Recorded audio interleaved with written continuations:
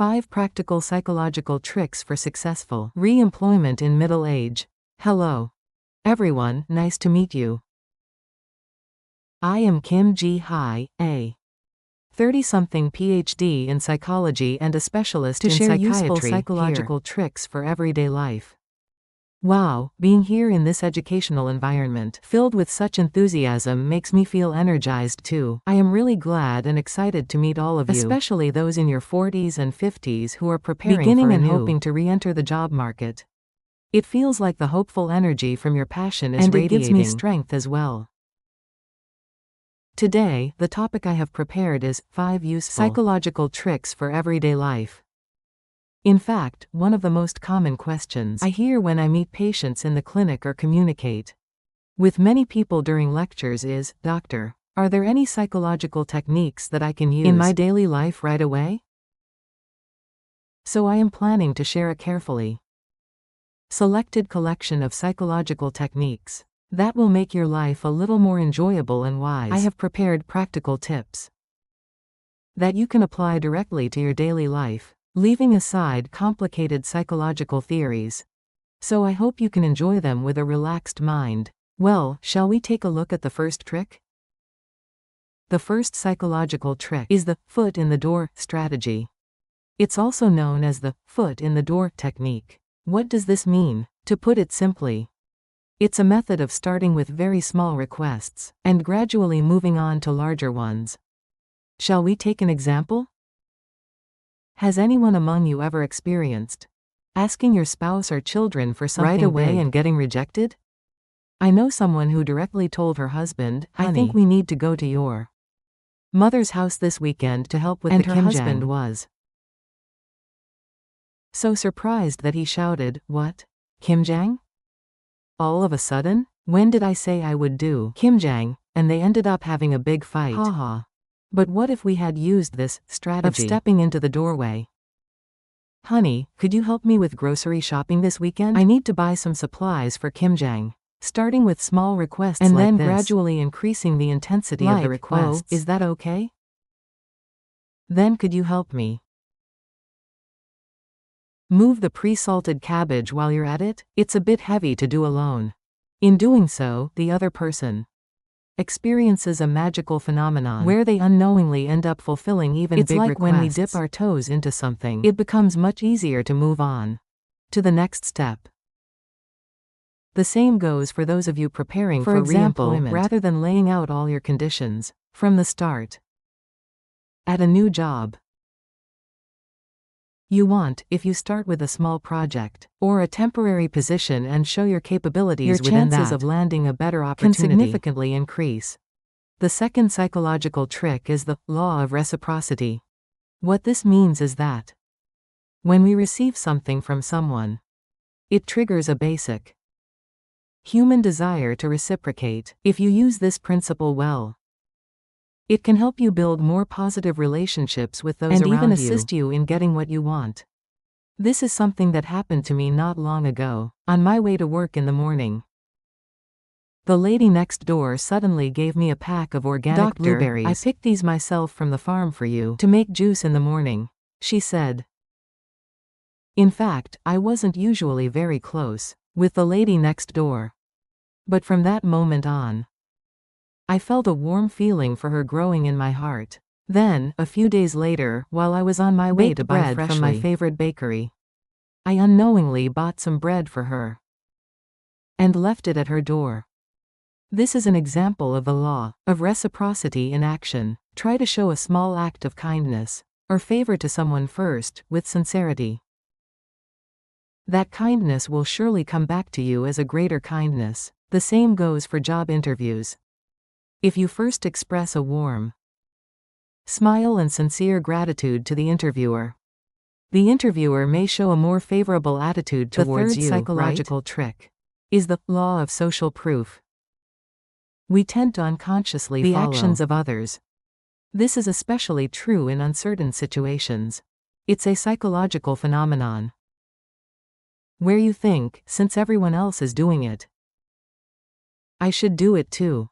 When you see phrases like limited stock on home shopping channels, don't you feel like you need to buy it quickly? That's the law of social proof in action. Products that many people buy somehow seem better, and things chosen by a lot of people feel safer. You can apply this principle to your job search activities. For example, try including objective figures in your resume, such as achieved top 10% performance among relevant professionals, or emphasize that a project you participated in the past was a great success. Explaining how many people it positively impacted by showcasing positive evaluations from others, or success stories. You can increase trust in yourself and leave a positive impression on the interviewer. It creates the perception that this person is already recognized elsewhere. The fourth psychological trick is the law of scarcity. It's a psychology that makes us feel something is more valuable when we can't easily obtain it, especially when it's rare or limited. When we see phrases like last chance, limited quantity, or special price for today only, we can't help but feel anxious and think that we'll if we don't regret it forever, right? This psychology can also be very useful in everyday life. Let's say you're planning a family trip after a long time, but your spouse seems rather indifferent.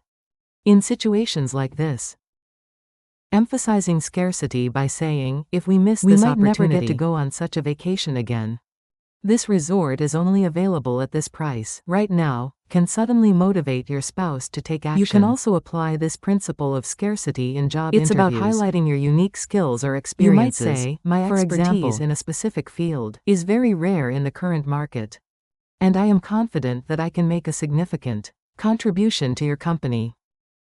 It's important to appeal to the unique value that only you can offer, instilling in the interviewer the thought, I can't let this person slip away. You are all rare and precious beings in your respective fields. Now, here is the final fifth psychological trick. It's the strategy of cognitive dissonance resolution. It may sound a bit complicated, but it is actually very closely connected to our daily lives. Cognitive dissonance refers to the uncomfortable psychological state that arises when my thoughts, beliefs, and actions do not align. To resolve this discomfort, we tend to try to change either our thoughts or our actions. For example, if I say, I value health, but still eat late-night snacks every night, cognitive dissonance occurs between these two. To resolve this, I might decide, from tomorrow, I will really exercise, or rationalize, by saying, late night snacks are my source of vitality, so it's okay. What if we apply this psychology to other people? Among the patients I used to work with, there was one who always complained, and only spoke negatively about those around them. I suggested that they try shouting in front of the mirror every morning, saying, I am truly an attractive and wonderful person. At first, they said they couldn't do it, but a few days later, they reluctantly gave it a try. Interestingly, that person is gradually becoming more positive. This is because the thought, I am an attractive person, and the behavior, I am a person who complains a lot, clash, causing cognitive dissonance, and to resolve this dissonance, they unconsciously changed their behavior.